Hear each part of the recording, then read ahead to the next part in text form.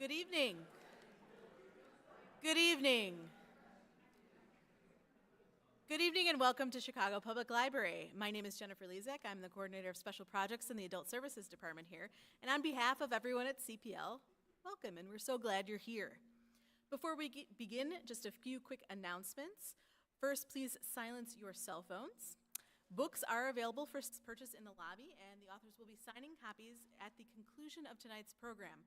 If you would like to get your book signed, please stay seated and wait for instructions. There will be very specific instructions we'll give you at the conclusion of the program. Again, stay seated. Follow the directions. This event is being live streamed on CPL's YouTube and Facebook channels. It will be available for on-demand viewing immediately after the program. If you had a friend who missed it, please let them know. Tonight, we are thrilled to welcome back one of our favorite Chicago institutions, the American Writers Museum. We're pleased to partner with them on this kickoff event for their new exhibit and initiative, American Prophets. You'll hear from four amazing, fantastic contemporary fiction writers, Jemisin, Nnedi Okorafor, Nghi, and Matthew Kirby, about the role religion and spirituality play in their writing, world building, and their characters. Chicago's readers eagerly await their stories, and we can't wait to hear from them tonight. And now it is my pleasure to introduce Carrie Cranston, president of the American Writers Museum. Please join me in welcoming Carrie to the stage.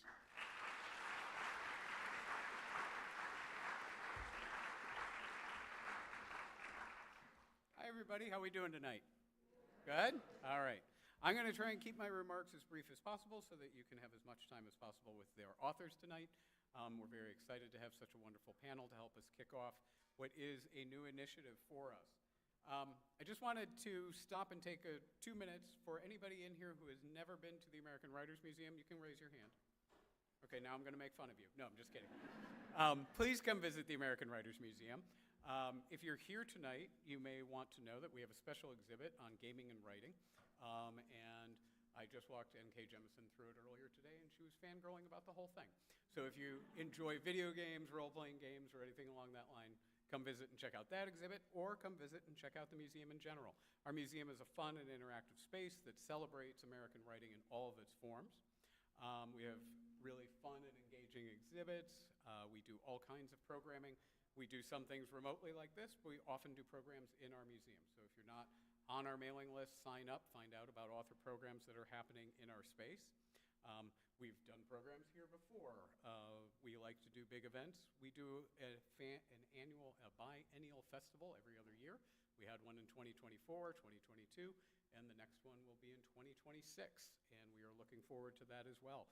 It was a one-day, 75 authors, 20 programs across the course of the day. It's really great, full of all kinds of panel discussions. We have fun events once a month called Get Lit. It is a happy hour. There is a bar. You can come to the museum. There are normally fun and interactive games and things happening in the museum on those nights on top of our regular exhibits. It can be anything from a murder mystery to a trivia challenge to all kinds of fun things that are thematic to that particular night. And it's just a fun and engaging way to get out. We are also extremely focused on education. We do field trips. We raise a lot of money so that we can bring in low-income schools to the museum and get kids engaged. We have curriculum from 3rd grade through high school and into college classrooms. And so we really love being able to reach kids across the spectrum and inspire them as the future of writing. So it's a lot of fun. We have typewriters. You can type on them if you've never have. You can post stuff on the wall, send letters home. We also do virtual field trips. If there are educators in the room, we can reach out to schools. We have a field trip in a box we send to schools around the neighborhoods or around Chicago. So it's really just a very fun, very engaging space where we do all kinds of things with families, with visitors, with kids. But tonight we're here to talk about our next special exhibit. So we have had special exhibits that are thematic, that embody a core set of programming, a special exhibit of content. Some big ones we've done were My America, Immigrant and Refugee Writers Today. It was a multimedia exhibit that launched in 2019. Oddly, it's relevant again in 2025. And all of that content is online on our website if you wanted to visit it. Interviews with over 30 writers, exploring the ideas and themes of what it means to be an immigrant in America. And so that exhibit exists online. We now have a traveling exhibit of our last exhibit, Dark Testament, A Century of Black Writers on Justice. And as I mentioned, our current exhibit is on gaming and writing. Tonight, we are kicking off and announcing a major new initiative for the American Writers Museum. American Prophets is an 18-month exploration of the intersections between writers, religion, and American culture. America's rich history of many religions is cataloged by our greatest writers and artists, and their work illuminates and changes the way we understand and practice those systems of worship. From the created gods of science fiction and fantasy and speculative works, to satirizations of rituals by our greatest comedians, writing about religion connects us to one another across boundaries. American Prophets explores that in programming that begins tonight and continues through the opening of our museum exhibit in November. Sorry, trying to advance the slides and it stopped. Give me 1 second. I can advance that way. There we go. So just as a notion, the title, Where Does American Prophets Come From? Isaac Bashevis Singer, Nobel speech of 1978.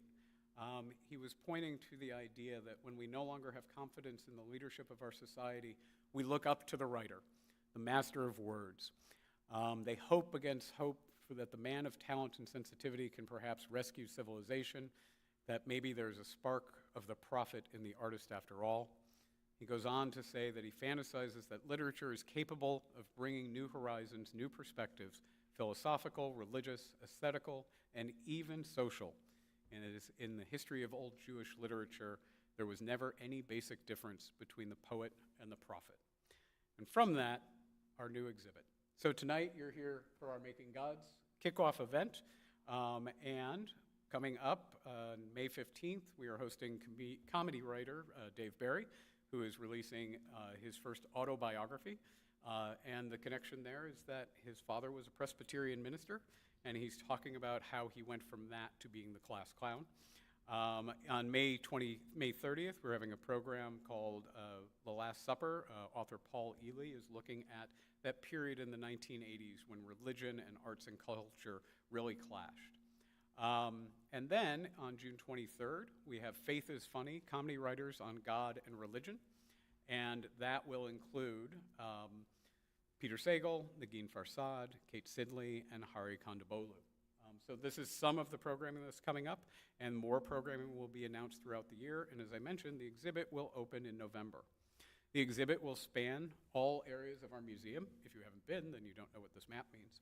But normally our special exhibits are keyed to one particular area, but in this instance, we're going to spread things around a little bit. We're really going to be exploring these ideas in fresh ways with some really interesting pieces. So we are very much an interactive museum. We're not a collecting institution, but we do borrow artifacts when we do special exhibits sometimes. So we will have interactives that may focus on the idea of songwriting, science fiction, comedy, memoir, poetry, and those will be areas that you can interact and delve deep into content. We're also going to have some very interesting artifacts. We are going to be borrowing pieces from the estates of certain writers, very heavy religious artifacts for a particular writer that will show us how that religion may be reflected in their work. And that's going to vary from things like holy water bottles and rosaries from Flannery O'Connor, to copies of the Tao Chi from Ursula K. Le Guin, to things as interesting as the pocket Buddhist document that was created by Harold Ramis, who wrote the movie Groundhog Day. And if you're not familiar with the movie Groundhog Day, I'm going to guess that most of you are. And it is often cited as one of the most Buddhist films ever made. And Harold Ramis, who wrote the screenplay, was actually someone who was Jewish by faith and raising, but had become very interested in Buddhism, and he actually created these documents to give to friends. So we will have a copy of that. So these are the types of things that will be in the exhibit. It will span from our Meyer Gallery into our Reader's Hall. It will rest in a special multimedia presentation that will really explore some of these ideas. And so we're really excited about this program, about this series of programs and this exhibit, and we hope that you will come to more of these programs and that you will visit us at the museum when it opens, or this summer while the gaming and writing exhibit is still up. I want to point out that this entire initiative is supported by a grant from the Lilly Endowment through its Religion and Cultural Institutions Initiative, as well as the Wayfarer Foundation and our trustees. We are very lucky to have partners like the Chicago Public Library who work with us on events like this, and we have partnerships across the city, and we're really looking forward to making this something that is going to touch all areas of the city and really excite people. So we begin American Prophets tonight with a conversation about how writers of other worlds create gods, new systems of belief, and work within those in the universe they create. And here to introduce that panel is our moderator for this evening, Michi Trota. She's a 5-time Hugo Award-winning Filipino-American writer, editor, and narrative expert. Her work explores how to use empowerment, representation, and storytelling to attain collective liberation and to dismantle oppressive institutions, not just survive in them. She is the executive editor at the environmental justice and advocacy nonprofit Green America, and her work includes the Wing Luke Museum 2018-19 exhibit, Worlds Beyond Here, expanding the universe of APA science fiction. So please help me in welcoming Michi Trota.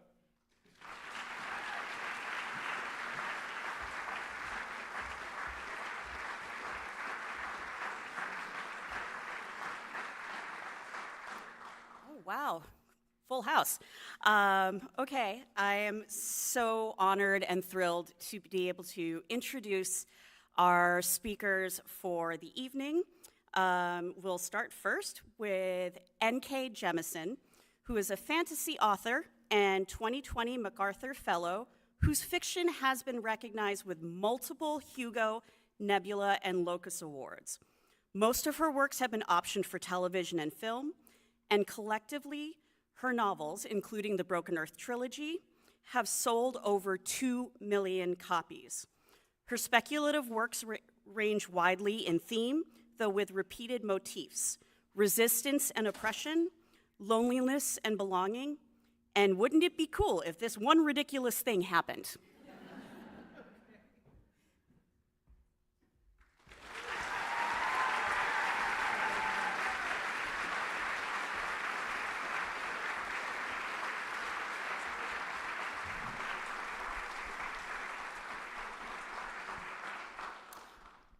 Nnedi Okorafor is the author of multiple award-winning and New York Times bestsellers, including Death of the Author, the Binti Trilogy, Who Fears Death, and Lagoon, currently in development at Steven Spielberg's Amblin Entertainment.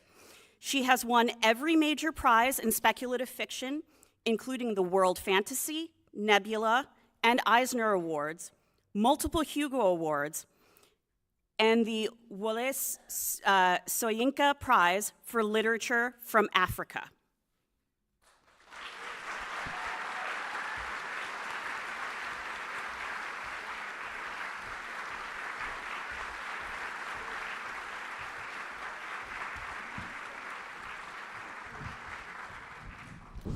Nghi is the author of the novels Siren Queen and The Chosen and the Beautiful, as well as the acclaimed novellas of the Singing Hills cycle. The series entries have been finalists for the Nebula Award, the Locus Award, and the Lambda Literary Award, and have won the Crawford Award, the Ignite Award, and the Hugo Award.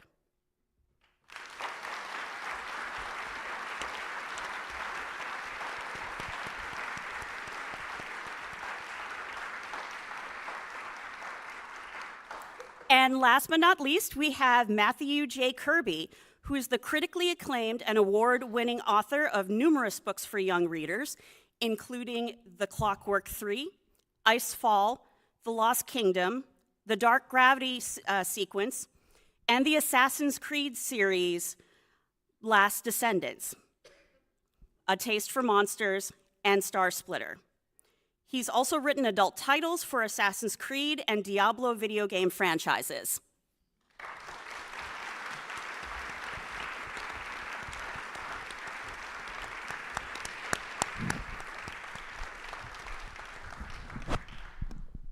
Okay, thanks for joining us, everybody. This is great to see all of you here. We've got a really great crowd here tonight as well. So I'd like to start off with the basics of world building as our intro topic. So when you are establishing the shape of the worlds for your stories, where does creating systems of faith fit into your creative process? How do you start in building a fictional religion? And whoever wants to go first, unless you want me to pick on somebody. I'm going to make you pick. I walked right into that one. You're the moderator. You're supposed to do the work here. Come on. All right, well then I'm going to throw it right back to you, Nora. I'm sick. Have some compassion. Be nice to her. She's so sick.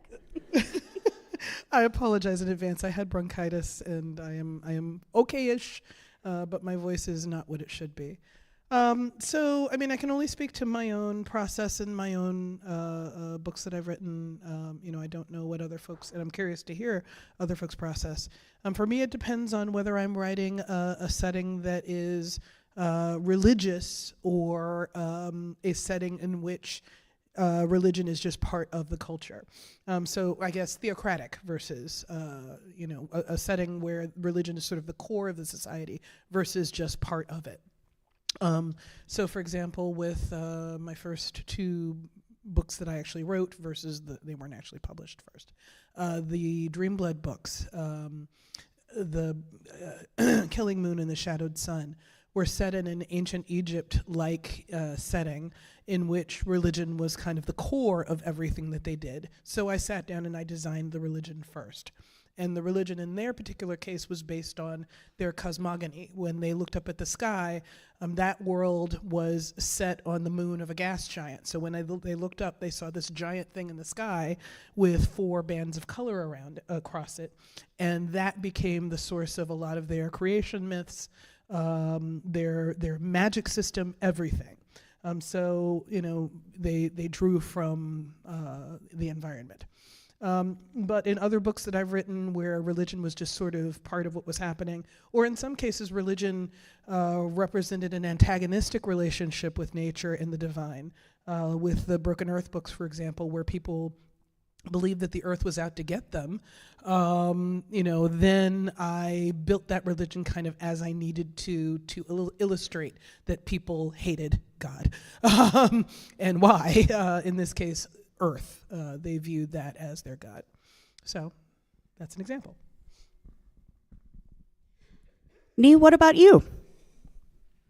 So for me, when it comes to religion, it starts with need, and then it starts with death. So I start with religion as the weather. What are people reacting to? The kind of God that you need when you live on a floodplain is a lot different from the kind of God you need when you're living in a desert or when you're on a grassland, right? So, I come from Illinois, which right on the banks of the Illinois River, and the Illinois River was carved out in the span of 4 days by the Kankakee flood. That's pretty big, and that's how you have to think about a God as big. It needs to be that big. It needs to be that scary. And then at the other end of that, you have death. So one thing we can't control, one place where we can't take care of the people that we love, is after they go on. So when it comes to religion, how do we want our dead people taken care of? How about that?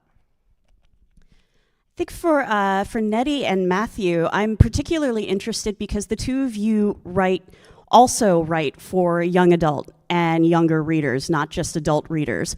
If there is a way that you might approach the creation of religion in a fictional setting differently if you are not writing for adults. Nnedi, could we start with you? Yeah, first, when I'm writing about I wouldn't even call it religion. I'd call it more spirituality. I'm not making a lot of what I write about up, and I'm really, for me, it started. Okay, so I'm thinking of your question, and then the first question. You're probably going to have to remind me of the second one, but so the way that I started even writing speculative fiction was from encountering specifically Nigerian spiritual and cosmological practices. I'd encounter that when I would visit with my family. I would hear about things and just kind of absorb all of that, and then also the idea of that some of these things were forbidden and are not supposed to be discussed, and then as I got older, I started understanding that this was colonialism happening, that a lot of people were viewing their own indigenous spiritualities as evil or terrible or wrong because of colonialism. So I understood that, and so when I started writing stories, I wanted to bring those forth. I wanted to honor those those spiritualities and cosmologies, specifically Nigerian. And so that's what I was writing. I was kind of pulling those things forth, and I guess I'm putting them in a fantastical a fantasy setting. I don't know, like we're talking about categorization and those things. I just don't even like all of that. But yeah, so it's not that for me, I'm not creating a lot of the things that I'm writing about. I'm not creating them. I'm writing about spiritualities and cosmologies that actually exist, and I'm putting them in. And the reason I'm writing about them is because I want to see them honored. I want to see them. I want to see them flourishing. I'm kind of talking back to this idea of colonialism. So that's where I'm coming from. What was the second question? The second part was, because you and Matthew both also write for younger audiences. If there's a way that you approach the ways that you write about religion or that you create faith systems in fictional settings, if you do that a little differently for younger readers than adult readers. I don't think that I do. I don't think there's any difference. Like if I'm, as I just said, I don't see that I'm creating these things, but when I'm writing about them, I'm not, there's nothing, if we're talking about children's books, we'll put that on that side, but if we're talking about young adult, middle grade, and adult, I'm writing about it in the same way. I may feel, for middle grade, I may feel a need to explain things a little more, like contextualize things a little bit more, but that's really the only difference. What about you, Matthew? Yeah, I would agree with that. If anything, I'm trying to pack it with as much complexity and nuance as I can, especially for young readers.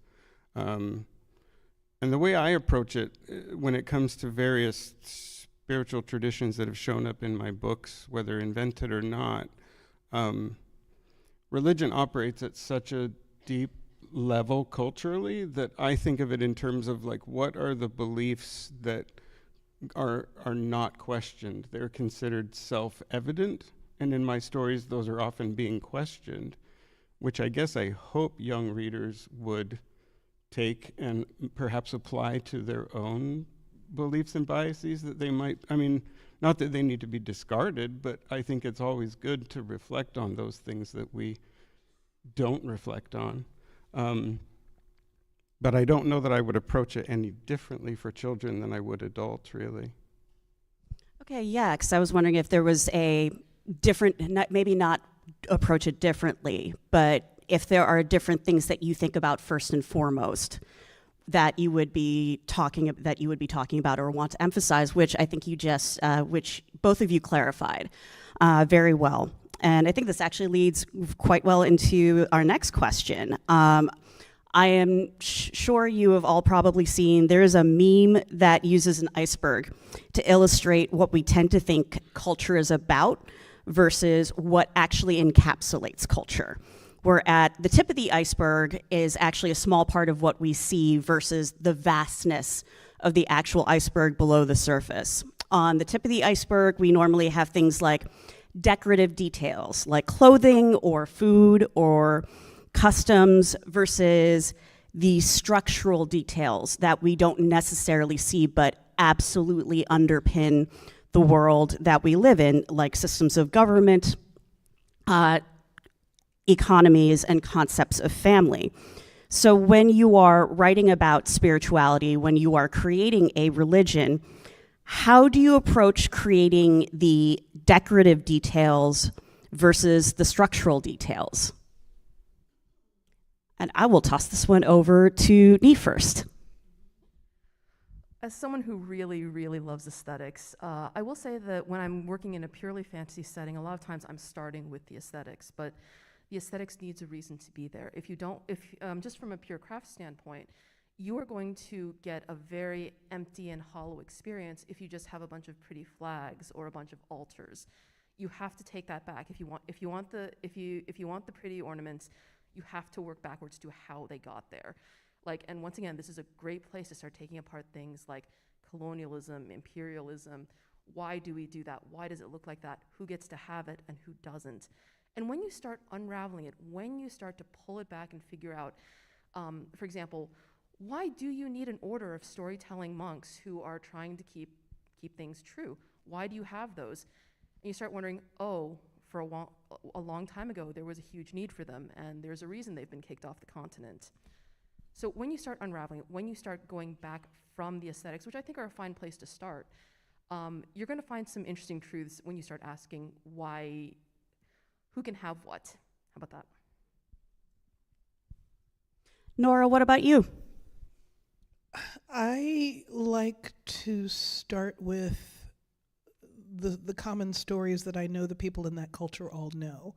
I am not super religious, but I was raised Christian. Typical black church, went to Sunday school, vacation Bible school.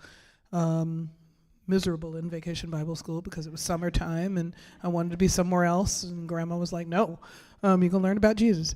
You need Jesus, baby. She was trying to tell me something, but anyway, so I grew up with the basic stories that are so common to Christian culture, that I started to notice the ways in which we just kind of casually referred to those stories in our language and in our just everyday actions. And I find myself sometimes stepping outside or trying to step outside of my culture and looking at it as I think that an observer from another culture would, to the degree that I can. But you have to have that ability to step back if you are an artist. If you are trying to observe and understand people, you need to think about, where does that phrase come from? My grandmother would periodically declare, Lord willing and the creek don't rise. What creek? Where is this creek rising? Why is she referring to this? And why do I know what it means?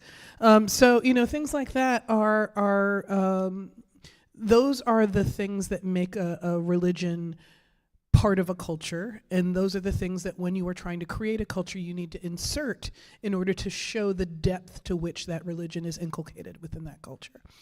So I start often by writing a few little stories that I think everyone in that faith will know. Like with the Broken Earth books, it was all about how Father Earth was pissed off because he lost his child and then did many bad things. And so everyone refers to Father Earth being angry and da-da-da-da. They all know, they all have that same common language. Even their swears are built around those common stories. So I often start with those.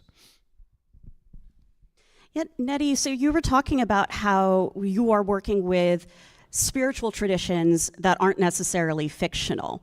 So I'm wondering for you if there were any particular things that you noticed as you were working these systems into your writing that you were surprised by to find out, I thought this was just a detail, but this is actually part of a larger structural thing that is really interesting to delve into. Wow. That's the kind of question where I would have to sit and think about that for a little bit. It's always surprising, I'm trying to think of one, and what keeps popping up in my head are masquerades. Masquerades is because I'm always writing about masquerades. So masquerades are easiest way to. They're not easy to describe.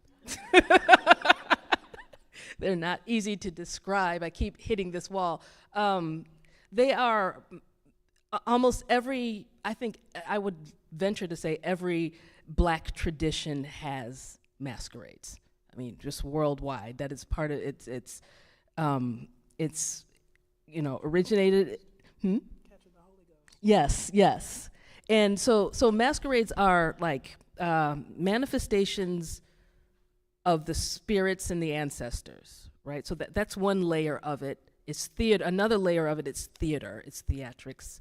There are costumes involved. There is possession involved. You become the spirit or the ancestor when you put this costume on. And there are many different types of masquerades. Many, many, many different types, and they're very specific. They can be specific to place. They can be specific to village. They can be there are different masquerades who behave in specific ways. They could be very angry. They could be very comical. They can be small. They could be massive. They could be monstrous. They could be majestic. So there are many different types of masquerades, and so I've always been obsessed with masquerades because growing up, whenever we would visit Nigeria, when we would go to our parents' villages in Imo State, the masquerades would be out, and they would target my siblings and me. You know, I have run from the spirits. I have literally run from the spirits, and so that was the beginning of my obsession with them, my interest in them, because I'm like, what are these? They look like there are many. They look in many different types of ways. The Igbo ones, they look. Some of them look like giant bales of hay with cloth and like colorful cloth figures on them. They shake and they dance. They can be really tall, and they can be terrifying. And so my obsession with them started with the fact that I was chased by them as a kid. And then seeing all the different types, and then when you asked about them, there would be a lot of mystery around them. The first thing that I would be told is I'm not supposed to ask about masquerades. That I'm a woman. Women are not supposed to go near masquerades, which made me even more curious. So there's that. And then there are secret societies for those who can even put on the costume. And so there's so much to know about them, and so I've always been obsessed about them. So they're always surprising me. The more I learn about them, the more I'm surprised, because there are different types. And there was one in one of the Akata witch books. The might have been Akata woman. There's a fire masquerade, and that was the one that I learned about as I was writing the book. It wasn't even that I was studying it. It was just a friend of mine who told me about it. And then I saw it, and I'm like, oh my God, that thing is terrifying. And so once I learned the what it was about, how it was, like the fact that there's mystery in how it's able to catch fire, and how does the person not burn underneath? Like, so yeah, just an easy answer to your question. Yes, I'm surprised all the time. I mean, this was a like major learning moment for me, so I absolutely enjoyed that. Thank you so much. Actually, Matthew, that brings to mind question, like, is there anything that you take particular joy in writing into your stories when you're coming up with faith systems? Are there things that you enjoy writing about that would be surprising, or you hope entertaining, like in a unexpected way for your readers? Well, kind of to touch back on what Nora said, like I heard a definition, I can't remember who said it, of tradition, where tradition is often a solution for a problem that doesn't exist anymore. And so I often, when I'm making this stuff up for myself, I kind of take a little bit of delight in creating something that may not actually make sense to the reader, but internally it makes sense to me because I've traced that tradition back to perhaps the problem that gave rise to it in the first place. But by the time it hits the book, many of the people who use that colloquialism or people who continue that tradition, they may not understand where it comes from themselves as characters. So I do enjoy that, because I mean I'm also a school psychologist, and so the psychologist in me kind of enjoys that kind of thing too. It's like you're setting Easter eggs for yourself in your own books. They're entirely for me. Do you ever share them with do you ever like explain what the lost tradition was? If it's relevant to the story, like it might come up in the story. Like if a young character is questioning something, then it might come up. Otherwise, you just leave people hanging? Wow. Okay. It's just like real life. Bold choice there. I don't do it all the time, but it's, So it's just like See, now you're just going to have a bunch of readers coming up to you being like, so what is the Easter egg in this book? right, yeah. Well, actually, I would like to circle back to something that Nnedi touched upon a little bit. And I know that there was a really great interview that Nora did back in 2012. So we are going way back in time here with Book Smugglers, where she was talking about the problem of exoticism in fiction. This is a really great quote. I love this. Calling something exotic emphasizes its distance from the reader. We don't refer to things as exotic if we think of them as ordinary. We call something exotic if it's so different that we see no way to emulate it or understand how it came to be. We call someone exotic if we aren't especially interested in viewing them as people, just as objects representing their culture. And what I'm curious to know your... Yes, that was you. I did my research, Nora. I believe you. So, I mean, I'm very curious to know, particularly, Nnedi, as you're talking about, a lot of this is exploration for you of your own traditions, some of your own history. How do you navigate that exploration and inclusion of those details in your story with the complications of the external gaze that can be exoticizing when you are writing these details? I don't really worry about that.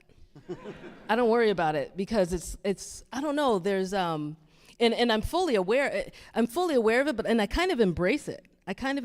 For example, masquerades. Someone over there, they're normal. They're common. They're nothing to stop at. You know, for me, it's my Nigerian American gaze. It's the fact that I am born of Nigerian immigrant parents, and I'm born and raised in the United States with all of my experiences in this country, and then brought back over there. And those connections are made, but the connections are different. And so things that stick out to me are going to be different than things that stick out to people over there. And there's no problem with that. And part of it is also that part of the reason why I don't really worry about it is that what I'm writing about, I understand that I am not separate from it. I am deeply connected to it. Anything that, the way that it is viewed, whatever I create, it's going to fall back on me. The judgment will always fall back on me. So I have to take responsibility for that as well. So it's not just I'm writing about others over here and I'm exoticizing others over here, and none of that's going to fall back on me. Everything that I'm doing is going to affect those who I'm portraying and myself, because we're directly connected. So I'm not really worried about that. And I also understand that I understand my point of view very clearly. I understand that it is Nigerian American, and there's nothing wrong with that, and it's going to see things differently. I understand that, and so I think that that's why I don't really worry about it. I don't have an insecurity about, oh, I might be looking at this in a skewed way. I feel like I come at it with an understanding and an awareness, and that is reflected in what I write, what I create. I think, Nghi, when you wrote The Chosen and the Beautiful, which is a retelling of The Great Gatsby, highly encourage everybody to read it. One of your characters, the main character, you reimagine as someone who is Asian American, and there is, a long history with our particular identities being, not more than anyone else, but it is something that, from direct experience, I know is you are not only navigating the external pressures, there are things that when you write, you find you have exoticized yourself, particularly when it comes to looking at maybe spiritual traditions that you were not raised in, but maybe you wanted to reconnect with as part of your writing. So I'm wondering if that's something that you have navigated as a writer in your own storytelling. So the first time I was ever called exotic was when I was about, I think it was about 7, and it was outside a fried dough stand by a nun. So, you know, I'm pretty comfortable with that particular identity. When you have to add -American to the end of your labeling, you get really used to the idea of being considered other. That becomes a territory and a navigation that becomes a part of you. You're not just necessarily othered from one culture, you're othered from 2 or 3 or 4, depending on how many communities you end up in. And the best that you can do when you're trying to navigate them is not to hurt anyone, but at the same time to realize that you can't treat your readers as children. That's a thing I run into a lot when it comes to editing. It's they're like, well, do you want to explain this? Do you want to explain that? I'm like, no, the readers are smart. They'll figure it out. Like, a while back I was reading When the Angels Left the Old Country, which was fantastic. It's full of labor history. It's full of Jewish history from the early part of the 20th century. It's great. And I considered it a privilege to read it with Wikipedia open because I didn't know any of that stuff. And I'm like, if they want the book, they can read it with Wiki open if that's important. And for me, that's part of the writing process as well. It's, you know, I ask around, I do my research. I understand that at some point I will get it wrong, and if I do, I'm sorry, but, you know, it's not going to stop me from trying again. And Nora, I feel like you have things to say because I've seen you nodding and shaking your head, and I'm enjoying the fact that everybody else in the panel has really interesting things to say about this. I think of the Own Voices movement had its flaws, but the core of it was recognizing that when people are writing about themselves and their culture, however distanced that is from mainstream American culture, they are helping humanize, they are de-exoticizing those cultures because they're emphasizing the humanity and the personhood of everything that they're sharing.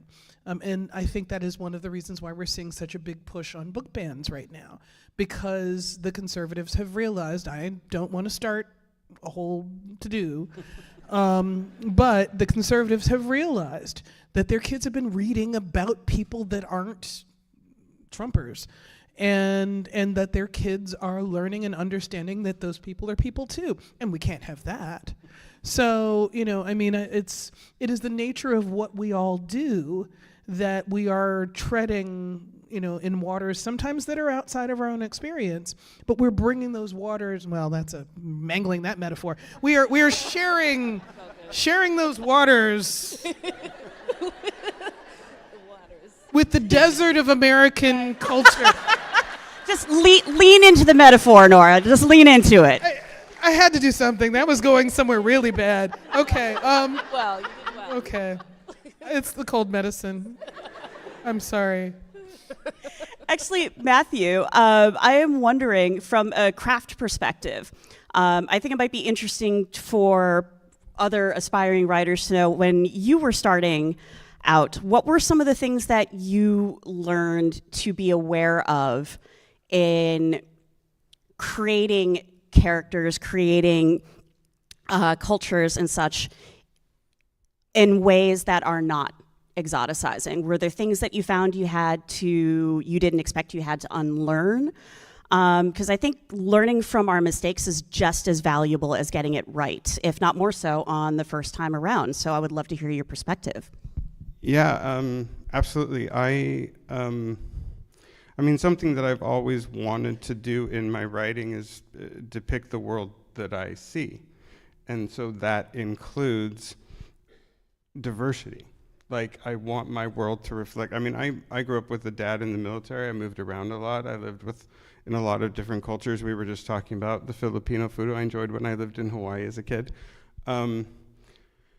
So when I'm approaching that, though, like, I do feel a lot of responsibility to get it right.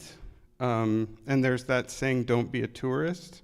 Like if you're going to go somewhere, then really go there. And then also listen. A friend of mine who may be in the audience tonight, Urania, she, when I was writing an Assassin's Creed book that featured some black characters in New York City during the draft riots, she was gracious enough to read it for me, and she caught some glaring mistakes that I made that as soon as I saw it, as soon as she pointed it out, I was like, I almost swore just there. Like, how could I have missed that? Like, I felt so dumb, but I was so grateful for her helping me to see that and then kind of fixing that so I didn't say something I certainly didn't intend to say. Like, it was never my intent to say that. So yeah, and I think that we all have blind spots and biases, kind of going back to what I said earlier. Like, again, to put on my psychologist hat, like I'm kind of constantly trying to check my own biases and to make sure that I'm not going and leaving things unquestioned that should be. All right, and I think this is actually a great lead into, this was a question that I was personally very interested in hearing your all thoughts on, because speculative fiction it is a very, very powerful medium. I think we've seen that in particular over the past decade, as it has become a genre that makes an incredible amount of money and therefore has a huge amount of influence in not just how we see the world, but how we can imagine other possibilities. And it is, I love how Tochi Onyebuchi has talked about fiction as, quote, an opportunity to reframe the relationship between the individual and their environment. For instance, imagining what public safety could look like without a police state or without incarceration. So what are some of the ways you have explored or you may have wanted to explore how religion, spirituality could be different from how we currently experience and are taught to understand them? I will leave this open to whoever wants to jump in. I will say that I have occasionally written stories just to try and force myself to try and think of something that I find difficult. Doesn't always work.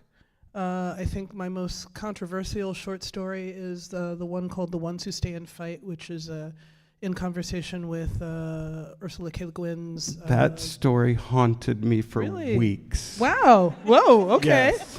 I mean, it is very much my most controversial work in that, like, there are people who absolutely hate this book, this story. A few weeks ago, I ran into somebody who had written this huge screed, just like ranting about it. This is an old story, but this person had just read it and they were hot and mad. But what I was trying to explore through it was, I was basically kind of an anti-racist take on the concept. And, you know, if you have not read The Ones Who Walk Away from Omelas, go read it. It is available in many places. It is a classic of science fiction and a classic exploration of human despair, I would say, and human difficulty stepping outside of the tried and true. So in it, basically, Le Guin posits that there is a utopian society. I'm not going to spoil any of it, but and she describes the society in great detail, and then is speaking directly to the reader and the reader's skepticism and the fact that the reader cannot step away from the idea that this can't possibly be true. You can't have a society this good. People aren't like this. People aren't good. People aren't happy. And that the reader is expecting and even maybe needing something terrible to exist in this story just so they can believe in the good. And she's poking at that, our inability to step outside of our own horror story that we are all personally living these days, our inability to step outside of that and perceive a different way of life as viable and good and a thing that can be done. And so, you're talking about the without a police state. I was trying to envision what a society without a police state would look like, and I couldn't. And I decided to go ahead and write that down.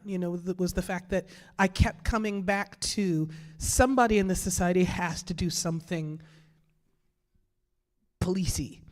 And that's not a word, but and I fought with this story and fought with it and finally decided to just kind of do it and share it and put it out there and let everybody see this is a thing I struggled with and could not shed myself, could not rid myself of.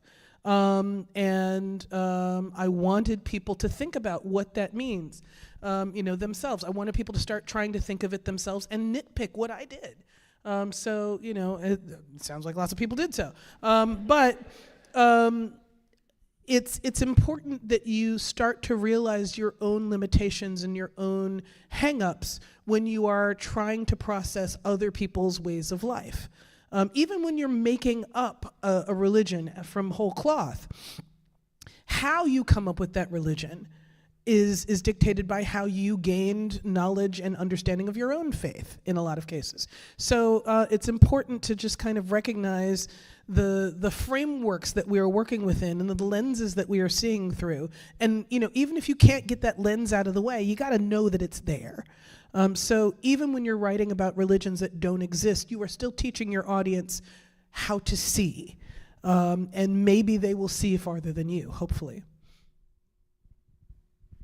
I think as well, on top of what they see, there's also what they want. I think there is an intersection of religion and spirituality, and also of the idea of a authoritarian police state where it's about control. It is about the search for control, both over ourselves and over others. And the place where it works is where it is looking for control over ourselves. Where it begins to fail is for control over others. And it comes down to want as well, which is if we want a world without a police state, we come to a world where there is less to want because our needs have been met. And spirituality, in my head, it's very much another kind of food, another kind of hunger that we're filling within ourselves. We are lonely without our spirits. We are lonely without our dead. There is a hunger in there that we are trying to feed, and at the same time, how do we love them? How do we love ourselves? And it comes down to what we're allowed and what we want and what we're looking for. That sounds pretty good. Can you repeat the question again? Because I'm like so into the responses here, but then I'm like, I lost track of what the question was. No, that's totally fine. I'm just like, I was actually, what are some of the ways that you have wanted or have explored in your work how we can think about religion differently than the ways in which we are currently taught? Like whether it's what does religion look like, what does it serve, what are some of the things that you have wanted to interrogate and imagine differently? Yeah. I think the reason why I forgot the question was because I didn't want to answer the question. Because like I had like an instant like a response of I don't want to talk about that, because there are things that I do with religion, and first thing I was thinking about was Who Fears Death in the Book of Phoenix, where I'm doing some things with religion. See, it's starting to stop now. I'm commenting on some aspects about religion that I find problematic, and the only way I can comment on those things is within story. Like speaking about those things is very hard for me. Like just nakedly speaking about those issues that I have with religion. And I mean, just to give you a little bit, I mean, being, I really want to do. Yeah, I have some issues with Christianity. I will just say that. I've got beef with Christianity. I was raised Catholic, but I'm also Black. So yeah, I'll just leave it at that. I think there's a bunch of diasporas that have that same feeling. Like Yeah. several million people, possibly billion, world over that have the same feeling. Yeah, but it's hard to talk about because people get very emotional about those things. Those things, you know what those things that I. So Yeah, I'm Filipino. I have no idea what those issues might be with Catholicism. No idea. They're just they're difficult things to talk about. Like the role that Christianity played in slavery, the role that Christianity played in colonialism. Yeah, there's more. But, and so for me, as a writer, I have as you can see, I have a hard time, like, nakedly talking about those things. So it's easier for me to write them in a story. And so, like, Who Fears Death and the Book of Phoenix, the role that religious texts play in both of those stories and how things play out, and the idea of and this is a theme that I keep coming back to, the power of story and the power of storytelling and what that does for humanity. Those are things that I'm just constantly interrogating, because this idea of storytelling and religion, they are not separate, and the way that they are used, there are just similarities. So I guess my point is that, yeah, I do that, but it's hard for me to talk about, and that's why I write novels. Which is a perfectly fair answer, and one I think is really good to actually think about why storytelling matters. It's a way for us to interrogate and communicate things that we have no language or capability of saying straight out. Right, Matthew? What about you? How does all of this work for you? Well, something to go to that question of, like, a world without religion, kind of. I sort of went there a bit in Star Splitter. I worked a lot of that out for myself that doesn't make it into the book, because the book is a first-person narrative. So that character, there's just a lot of stuff she doesn't think about or know about. But the book is basically taking the classic teleporter paradox or teleporter problem, like a science fiction trope. The idea being that you're not actually sending the matter that is you. Like, they're scanning you and then sending the data and then reconstituting you on the other side. So when you get into the teleporter, and this came from a short story by James Patrick Kelly called Think Like a Dinosaur that I read in college that stayed with me for the next 20 years or whatever, and Star Splitter came out of it. Like, what is that like to get into that scanning chamber knowing that this body is going to be destroyed and or a version of me will wake up on the other side? And I realized a society that's going to embrace that has to let go of the notion of the soul. Ooh. And so that sent me down kind of a whole rabbit hole. And I was kind of, I invented a sort of new terminology for what that would result in. And then there's actually a political movement that's referenced but never really explicitly shown that is reactionary against that. So yeah, it's kind of, I think about spirituality a lot. I mean, I was raised in a religion that I'm no longer a part of, and so I get the, like, spiritual but not religious kind of distinction. Yeah, I mean, it's actually had me wondering. I can't think of a single story where one of the questions has been, what would religion look like without hierarchy? But yeah, and I think I can. Ooh. Please, recommendations. Parable books and Earthseed. Oh, yeah. They kept trying to make Lauren Olamina like when she's obviously the origin of it, but they kept trying to make her like the priestess, and she kept fighting that because that was not what it was supposed to be. Every person who believed in Earthseed was also a priest or priestess, if you wanted to think of it that way, or was an expert on how they became God and how they forged their relationship with God. So I think that counted as a flat religion. Which means I need to actually go and update my to-read pile, which is going to bury me at this point. I do wish that she had done the third book. I really, there's so, if you didn't know. No, she'd stopped. But for those of you that don't know, there was supposed to be a third book in that parable trilogy. There's a beautiful article on Lit Reads, maybe, about how they found her notes after she died of, the different iterations of it. She wrote several versions of it and was never happy with it. And how, she kept trying to explore it and could never really quite get there. And it sounded like the core of it was going to be that the people who followed Earthseed many years after the first two books go to another planet and actually start the process of becoming Earthseed on another planet, bringing humanity to the stars. But the planet that they landed on was supposed to be very gray and dreary and kind of depressing. And that began to change the religion. That began to change Earthseed, because it's really hard to feel like you just have to kind of, how you respond to change is your expression of God, but you are depressed, and how you respond to change begins to be you aren't responding. So I'm explaining it badly, but I really wanted to know where she was going to go with that. So I think, as we are winding down, we've got 13 minutes left.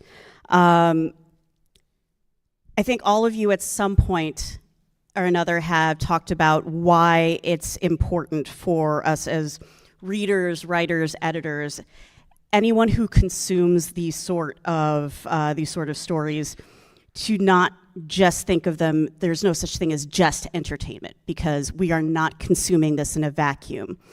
I would like to know what you think in particular about religion and spirituality and systems of faith, that you think, what are the things that we should be thinking about, and why is it important for us in this particular moment that we're in to interrogate how the stories we are reading shape our perceptions of the world as it is and the world as we could imagine it to be?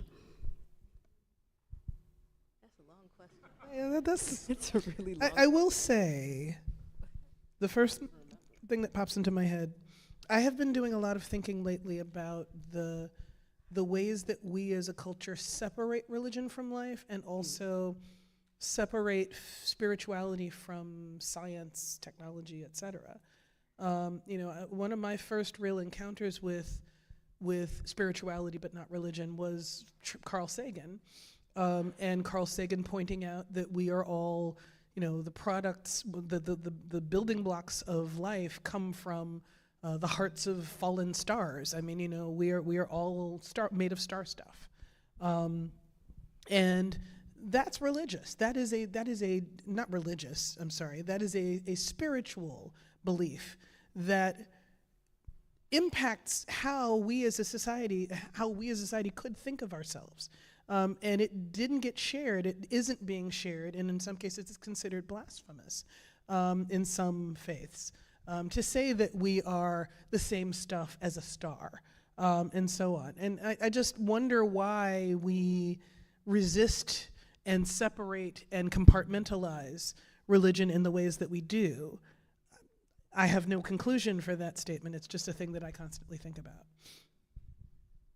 I mean, I think that if there's one thing, we need one specific thing that I feel people should look for in religion and spirituality. It just popped into my head. Fine, I'm just gonna say this, but how does it treat women? That's just that's usually my test.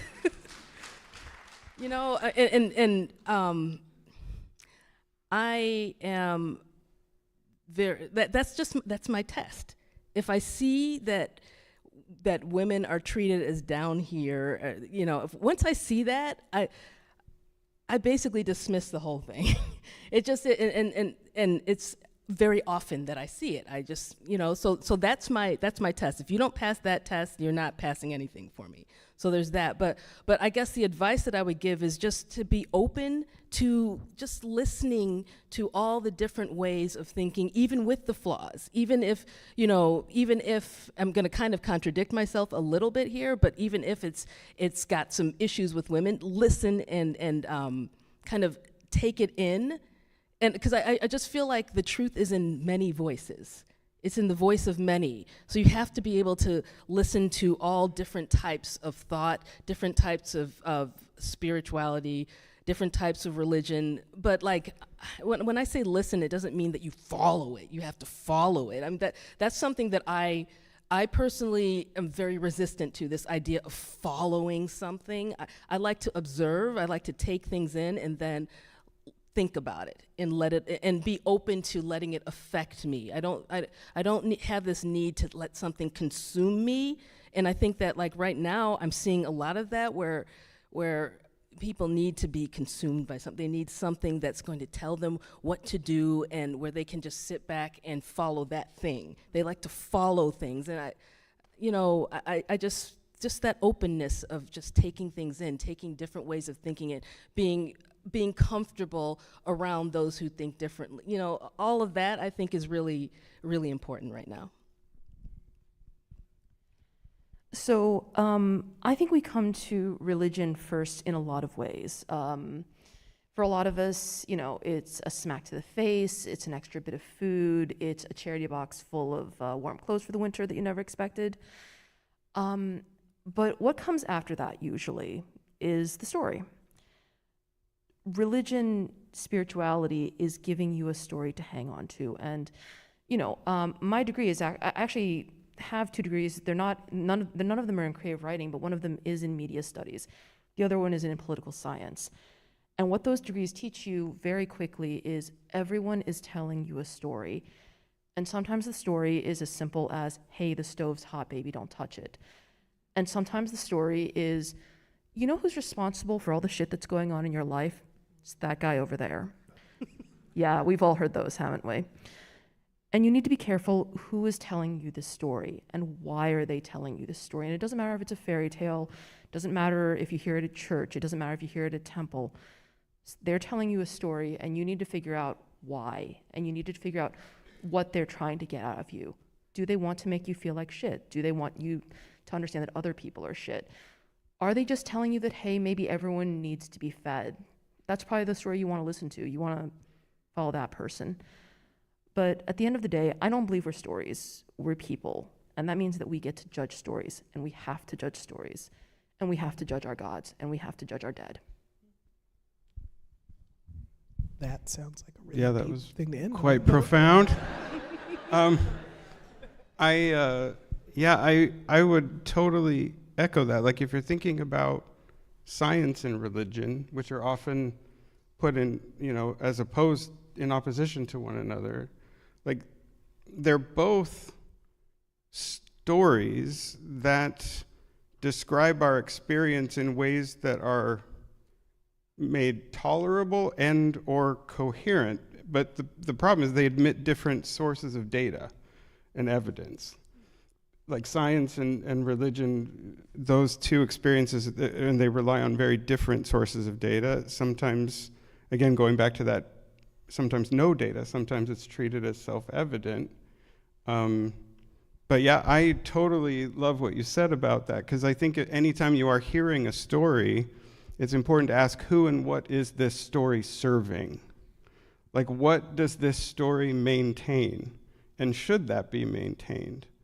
And particularly with religion, it has historically propped up systems that have caused incalculable damage. And so I do think that interrogation of those stories is really important to hopefully find, if it can be found, something spiritually meaningful that you can smash and grab and leave all this shit behind. And don't trust us either. We're up here, but maybe ask us why we're doing what we're doing. See, now you're just going to get a whole bunch of questions from folks as you're going to be at your signing tables.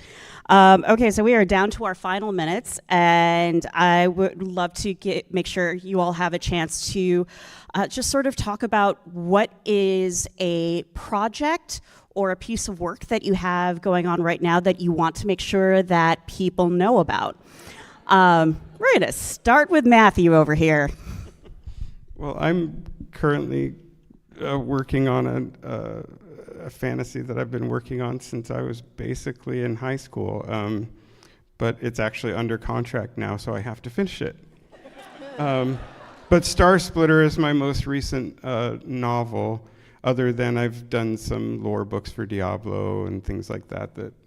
Those are just sort of side projects that are just for fun because I'm a geek. Okay, so I'm at the tail end of this tour, and I just got the permission to talk about this. I'm currently writing a historical Americana Magica novel about the 1890s, the Gilded Age, you know, that incredibly foreign time when the rich were hyper rich and the rest of us were just trying to make a living. You know, never seen anything like that before. And it's about a Vietnamese American woman named Judith who's on the run from France. She shows up in the United States. She's not having a very good time because, God forbid, she has to work for a living now. And she understands that if she sews a white girl's face to her own, she might get the chance to dance at the balls and marry a demon lord. Sounds cool, right? Did you just say sew a white girl's face to her own? I thought I was relatively clear, yeah. Just checking. Yeah, no, that's a thing that happens. You can do that.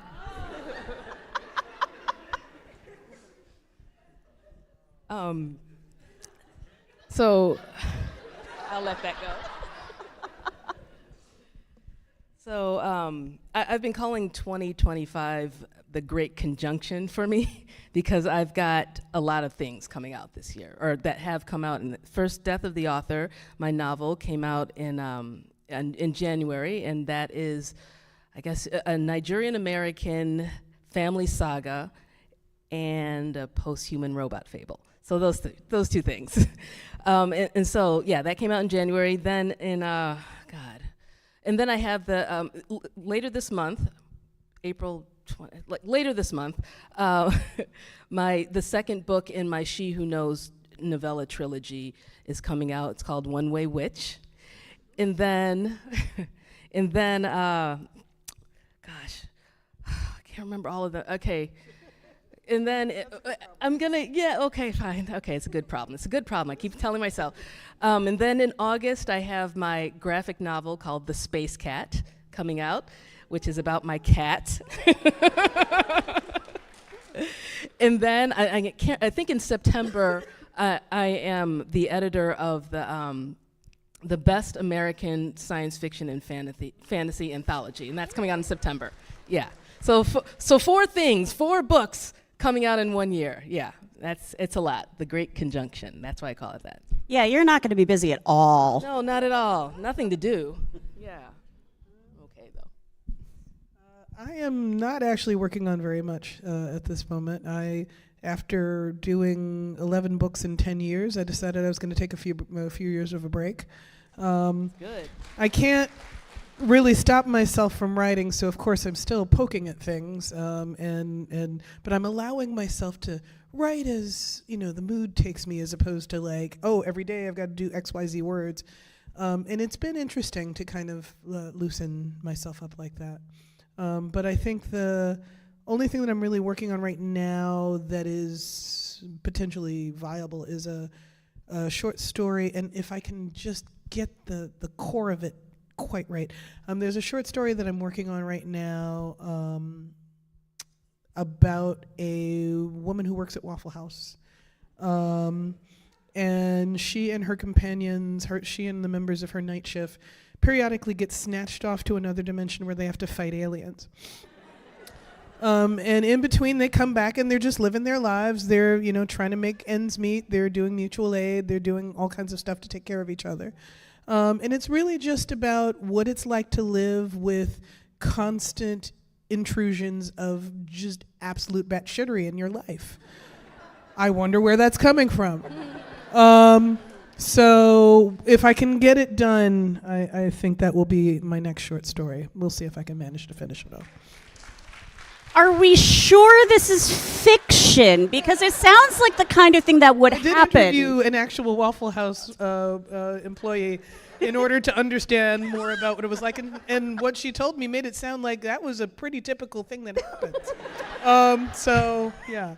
And on that note, I would like to thank everybody for joining us this evening, and I'd love to thank our speakers for an absolutely fantastic discussion.